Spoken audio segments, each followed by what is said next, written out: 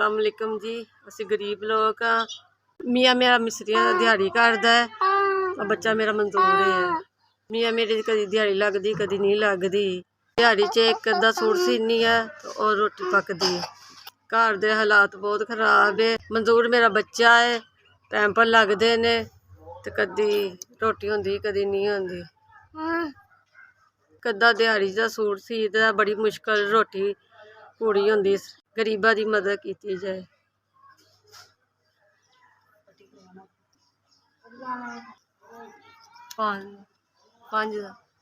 SBS मेरी 5000 की मदद की है। तुहाडा भला होवे, अल्लाह तुहानू तरक्कियां दे, मालक तुहानू खुश रखे, बाद रखे। SBS अल्लाह तुहानू झोलियां पापड़ के रिज़क देवे, अल्लाह किसी चीज़ की कमी ना आवे।